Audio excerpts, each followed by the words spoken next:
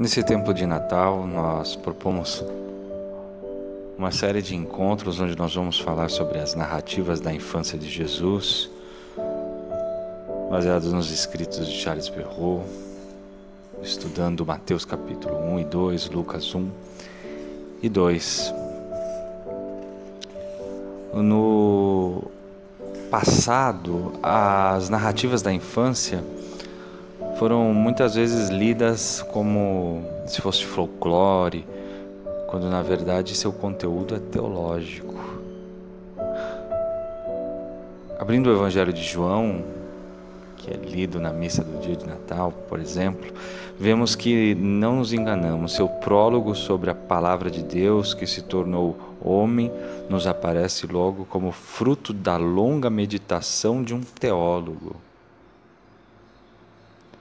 As narrativas de Mateus e Lucas nos propõem uma teologia igualmente profunda e elaborada, mas, por se exprimirem em outro gênero literário, consideramos-las às vezes como historietas. O que vemos, entretanto, através delas é o esforço incansável dos primeiros cristãos procurando esclarecer sua fé em Jesus, Filho de Deus.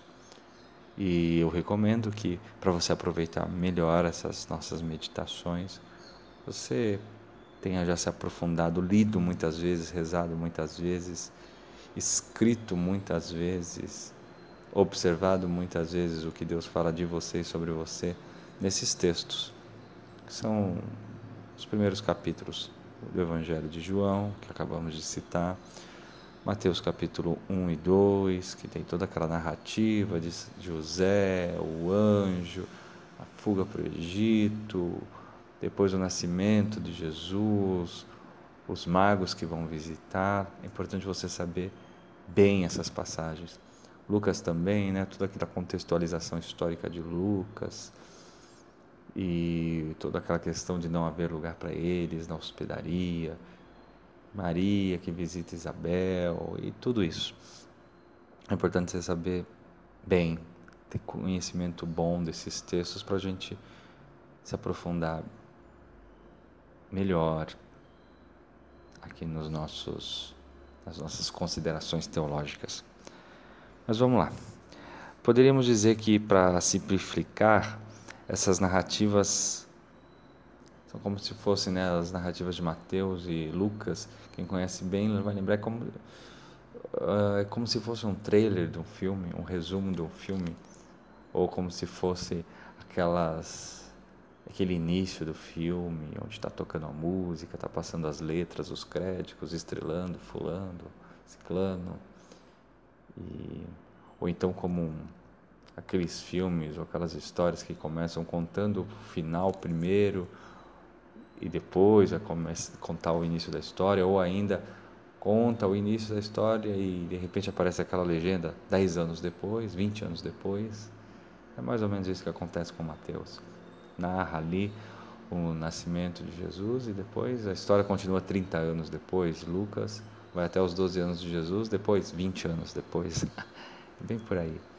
Então, e o interessante é que eles não vão narrar o nascimento sabendo do nascimento, mas vão narrar o nascimento a partir da fé na ressurreição. E já sabendo disso, você vai encontrar preciosidades nesses textos. Eles estão ali pintando o quadro do nascimento de Jesus a partir da fé na ressurreição. Isso muda tudo. Não é simplesmente um quadro histórico, mas um quadro teológico, uma profissão de fé.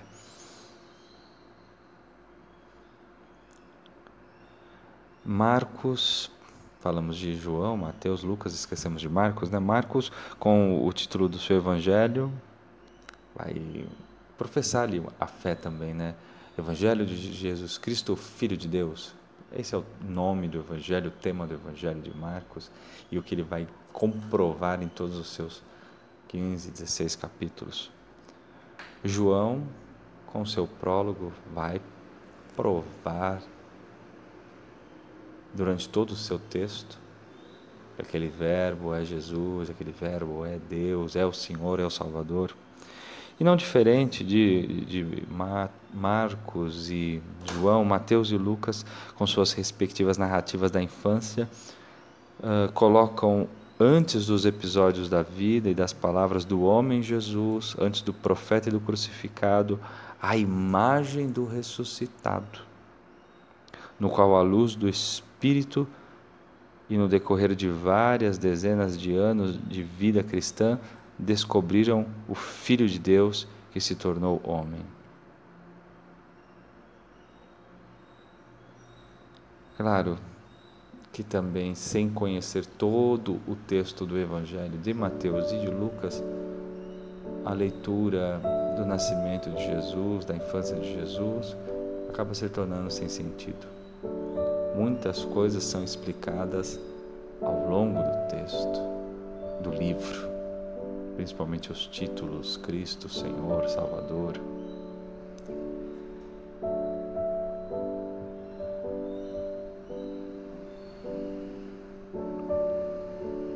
Como eu disse, nós vamos nos basear num livro de Charles Perrault, que é um professor do Instituto Católico de Paris,